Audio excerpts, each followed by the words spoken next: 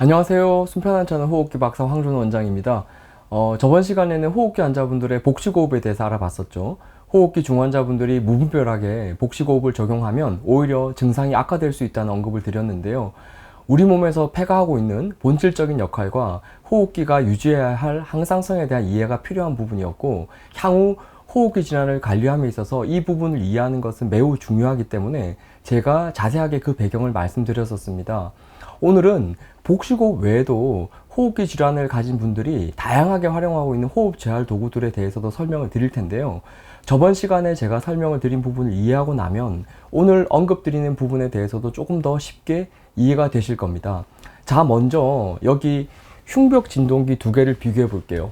두 개의 제품이 허가받은 품목명은 수동식 흉벽 진동기로 동일합니다. 이런 수동식 흉벽 진동기는 가래 뱉는 것에 도움을 준다고 홍보하고 있기 때문에 가래를 주요 임상 증상으로 하는 기관지 확장증 또는 비결핵 항상균 환자분들이 종종 찾는 경우가 있는데요.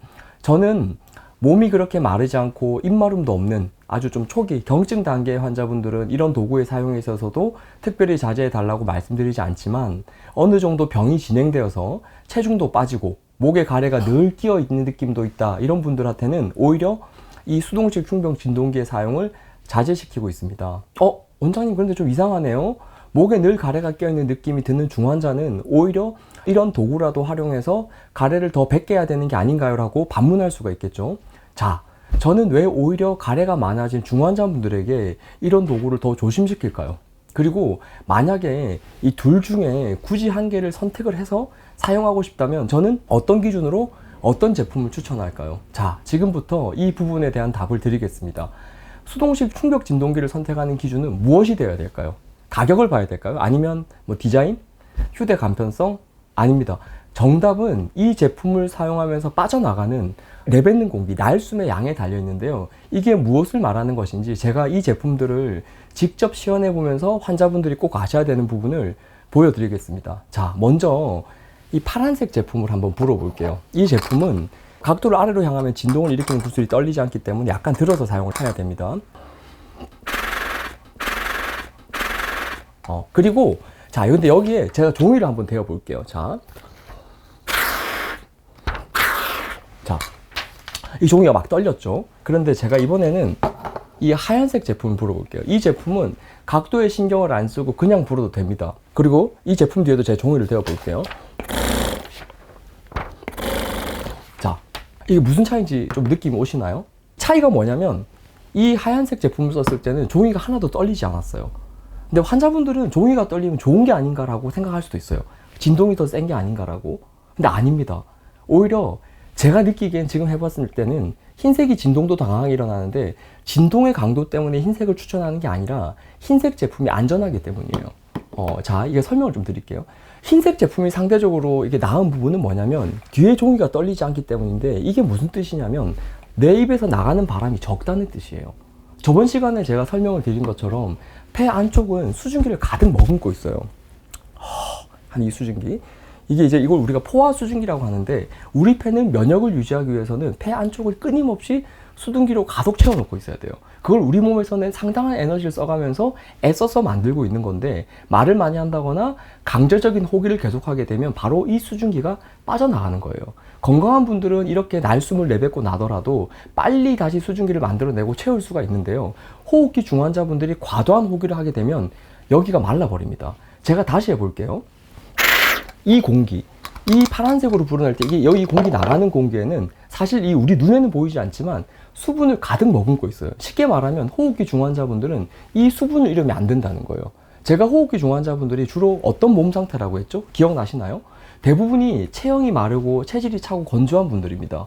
호흡기 질환은 기관지 확장증, 비결핵 항상균, 폐선유증, COPD 등 다 마찬가지인데요. 진행을 하면 할수록 살이 잘 빠집니다.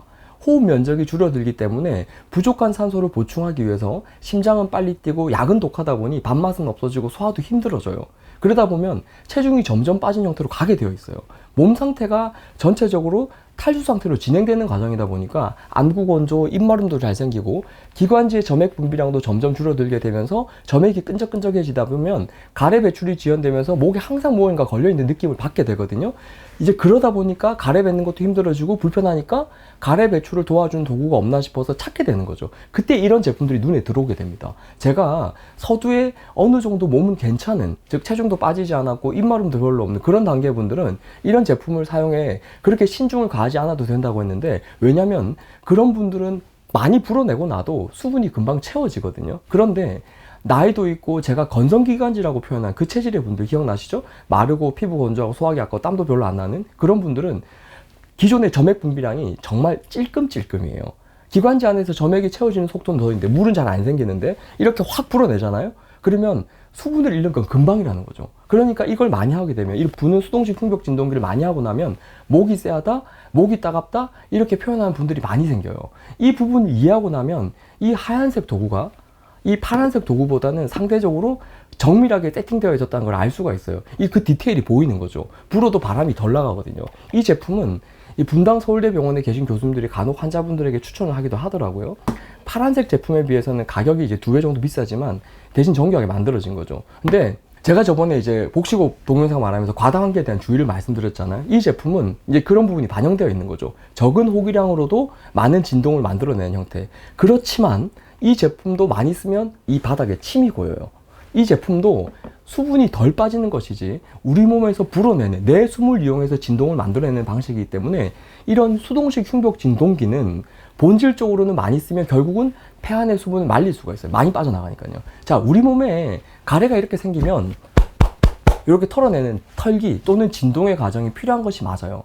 저도 다른 형태로 이 과정을 도와주고 있어요. 진동을 하고 있어요. 그런데 이런 호흡을 이용한, 내 호흡을 이용한 수동식 흉벽 진동기는 그런 진동을 만들어주긴 한단 말이에요. 그런데 그 과정에서 기관지 대신 수분을 빼앗기고 건조해지네? 입은 마르네? 자, 그러면 이 제품은 일장일단이 있는 거잖아요. 이럴 때 환자분들 헷갈리기 쉬워요. 선택해야 돼, 말아야 돼. 자, 이때 중요한 판단 기준을 말씀드릴게요. 호흡기 관리에서는 일종의 상위법과 하위법이 정해져 있어요. 우리가 법률에도 헌법이 있고 지방자치단체에서 만드는 작은 조례 같은 게 있는데 헌법이 조례보다 더 우선하는 법이잖아요. 호흡기도 그래요. 상위 원칙이 뭐냐면 체중과 수증기예요. 참고로 수증기는 따뜻하고 촉촉한 공기죠. 호흡기가 건강하려면 기본적으로는 폐 안의 먼지나 균을 쉬지 않고 밀어내야 돼요. 영어로는 always라고 표현하게, 항상이에요. 항상. 쉬지 않고 밀어내고 청소해야 되는 개념으로 우리 폐는 관리가 돼야 되지, 항생제로 가끔 소독한다 또는 가래 뱉을 때만 잠깐 청소한다 이런 식으로 관리가 되면 안 돼요. 우리 호흡이라는 것은 쉬지 않고 끊임없이 일어나는 생리활동이에요. 제가 지금 말을 하고 있는 순간에도 호흡은 일어나고 있고 공기 중에 산소뿐만 아니라 눈에 보이지 않지만 먼지나 균이 폐 안으로 들어오고 있어요. 원래 건강한 사람은 끊임없는 점액선모 활동과 대식세포 활동으로 실시간으로 물걸레질 하면서 나쁜 애들을 잡아내고 있거든요. 그런데 이런 점액선모 활동과 면역세포, 대식세포의 활동에는 수분대사와 기초체온이 정상적일 때 이루어집니다. 체중이 어느 정도 확보는 되고 마시는 물이 기관지까지 골고루 잘 적셔질 때는 이게 이제 정상적으로 작동이 되는데, 체중도 확 빠지면서 입도 마르고 땀도 안 닿나 이런 분들은 물을 마셔도 소변으로 다 빠져버리지, 화장실만 자주 가지, 호흡기로는, 이 폐로는 수분이 충분히 적셔지지가 않거든요. 그런 분들은 이렇게 날숨으로 진동을 만들어주는 흉벽 진동기를 무리하게 사용하면서 입이 마른다 또는 점액 소모가 과다해진다 이러면 호흡기는 그 항상성이 해쳐지게 됩니다. 그래서 이런 호흡 제어할 도구들은 사용을 하더라도 기본 상위법에 해당되는 체중이 잘 유지되고 있는 분인지 또는 입마름에 미친 영향을 없는지를 살피면서 써야 됩니다. 만약에 이런 도구들을 사용하더라도 적절한 빈도나 강도로만 사용해서 입이 마르지도 않고 목이 쎄하지도 않다 이러면 사용해도 되겠죠. 진동의 도움으로 가래 배출에 도움을 줄 수 있으니까요. 그런데 나는 막 사용해봤는데, 그리고 많이 사용하지도 않았는데 사용하고 났더니 목이 쎄하다, 목이 건조하다 이러면 이 진동을 하는 순간에는 가래 배출에 잠깐 도움을 줬지만 그 이후에는 정상적인 점액 소모 활동은 오히려 방해를 받고 있는 상황입니다. 그렇게 되면 가래는 다시 쌓이기 시작하고 그런 상황에서 들어오는 균들은 더 깊이 침투하게 되겠죠. 이러면 사용을 자제한다거나 줄여야 됩니다. 이 하얀색 도구는 제가 보니까, 재미로 보니까 이 메이드 인 캐나다예요. 알다시피 캐나다는 우리나라보다는 공기가 훨씬 깨끗하죠. 그런데 이게 좀 재밌더라고요. 캐나다에서 이런 가래 뱉는 도구를 비교적 아주 정교하게 고안해서 만들어냈다? 사실 뭐냐, 거기도 호흡기 환자가 많다는 소리예요. 실제로 그래요. 공기가 깨끗한 나라에 가서 살면 호흡기가 뭐 자동적으로 좋아진다 생각을 하시는 분들이 있는데 아니에요. 호흡기는 공기만 깨끗하다고 좋아지는 게 아니에요. 상대적으로 우리나라보다 공기의 질이 좋은 거지. 거기도 공기 중에 먼지와 균은 사실 다 있거든요. 그런데 그 나라의 겨울은 우리나라 못지않게, 캐나다의 겨울, 뭐 토론토나 저 우리 북미죠, 뉴욕 이런 쪽은 겨울이 우리나라 못지않게 차고 건조해요. 게다가 난방의 방식도 라디에이터 형태라서 보일러 방식이 우리나라보다 실내 환경은 오히려 더 건조할 수도 있어요. 실제로 뉴욕의 한인 거주인 플러싱에서도 간혹 환자분들이 문의가 많이 오거든요. 호흡기는 공기의 질뿐만 아니라 대기가 따뜻하고 촉촉하냐, 이 부분이 사실 더 중요합니다. 왜냐하면 고온다습한 환경에서는 차고 건조한 체질의 분들이 땀도 잘 나게 되고, 상대적으로 예전보다 부족한 점액 분비 능력이 대기 중의 습도로 보완이 되기 때문에 호흡기의 자정작용, 필터 청소 능력이 좋아지거든요. 공기의 질은 캐나다랑 하와이가 아마 비슷할 수도 있어요. 그런데 실제로 살아보면 하와이가 호흡기에서는 압도적으로 더 유리합니다. 즉, 폐 안쪽으로 들어오는 공기, 먼지나 세균의 양은 비슷하더라도 그 먼지와 균을 밀어내는 폐의 자정작용, 필터 청소 능력을 도와주는 힘에서는 하와이의 조건이 압도적으로 유리한 거죠. 자, 이 파란색과 이 파란색 도구는 이제 청패라고 하는 기구고, 이 흰색은 에어로빅카인데, 이 두 기계의 차이, 그리고 하와이와 캐나다의 그 디테일한 차이를 이해하는 것이 호흡기 관리에서는 핵심입니다. 그 디테일을 알아야지 호흡기 관리엔 길이 보입니다. 자, 제가 이 에어로빅카나 청패 말고도 다른 도구들이 있어요. 이거 보여드릴게요, 몇 가지를. 자, 먼저 이 도구는 인스피로미터예요. 사실 이것도 별로예요. 제가 예전에 방송 출연할 때, 저 방송에서 워낙 비주얼적인 것들을 중시하기 때문에 제가 이걸 가져 나간 적이 있어요. 폐 기능을 측정하는 도구로. 그리고 폐활량 늘리려고 폐섬유증 환자분들 중에서는 제가 예전에 이걸 드려본 적도 있어요. 이게 가격이 뭐 그렇게 비싸지도 않고 이러니까. 그런데 사실 이거 하면 환자분들이 기침을 더 하더라고요. 제가 해볼게요. 이젠 제가 이거 왜 그런지 이해를 해요. 자, 이거는 부는 게 아니에요. 빨아당겨야 됩니다. 제가 해보겠습니다. 이게 순간적으로 확 세게 빨아당겨 구슬이 올라가거든요. 환자분들은 이 구슬 올라갈 때 쾌감을 느껴요. 내가 괜찮다고 생각이 드니까. 그런데 이 과정이 안 좋은 거예요.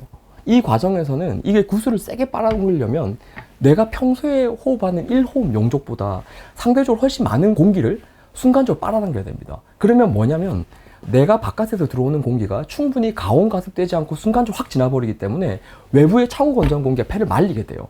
그리고 먼지도 더 깊이 침투하게 되는 거죠. 개원 초기 환자분들에게 적용해보면서 이걸 사용해본 분들이 원장님 저 기침을 더 했으면 이러더라고요. 그러면서 생각을 해봤죠. 이게 왜 기침을 하게 만들지? 이 도구는 기흉 수술을 한 젊은 친구들이 처음에 이제 폐를 좀 펴야 되거든요. 그때 제한적으로 사용하는 것이 그럴 때만 사용해야 됩니다. 자, 그리고 이거 말고도 이런 도구들도 있어요. 이 도구는 이 파워 브리드라고 하는 거예요. 제가 한때는 파워 브리드에 대해서 자세하게 연구를 좀 했어요. 이 폐활량 늘리는 도구예요. 이건 이제 도구고, 얘는 컴퓨터 연결돼서 폐활량도 측정이 되는데, 자, 이것도 한번 해볼게요. 자, 이게 호흡기 환자가 나오면 메딕용 버전도 있어요. 이게 좀 약한 거죠. 이게 조금 더 센 거고요. 자, 이 도구는 기본적으로는 사실 호흡기 중환자분들은 접근하기 어렵습니다. 왜냐면 이게 운동선수가 하는 거예요. 건강하고 젊은 사람들이 해보면 상당히 버겁습니다. 제 같은 나이의 분들에도. 이 도구들은 진짜 강한 사람이 더 강한 사람이 되기 위한 도구에 가깝습니다. 운동선수가 또 기록을 더 단축할 때, 수영선수가 폐활량을 늘린다거나 마라톤 선수들이 하기 위한 도구에 가까워요. 자, 제가 이제 오늘 호흡기 환자분들에게 여러 가지 재활호흡주, 재활도구나 날숨에 대해서 말씀을 드렸는데, 이런 부분들은 사실 젊고 건강한 환자분들이 또는 젊고 건강한 사람들이 할 때는 문제가 없을 행동도 많아요. 그런데 호흡기 중환자분들에게나 또는 호흡기가 약한 분들에게는 이런 도구들을 활용하게 되면 상당히 부담이 되는 상황이 생길 수도 있습니다. 그래서 제가 그 디테일 차이를 말씀을 드렸는데요. 자, 이 환자분들은 이렇게 생각할 수가 있어요. 원장님, 하지 말라는 것은 많은데 그러면 도대체 저는 뭘 해야 되나요? 호흡기에 도움을 주기 위해서 해야 될 것들은 없나요? 이런 생각을 하실 수도 있어요. 맞아요? 그렇죠? 그래서 다음에는 호흡기 환자가 반드시 하면 좋은 것들에 대해서도 한번 소개를 해보겠습니다. 다음 시청 기다려 주십시오.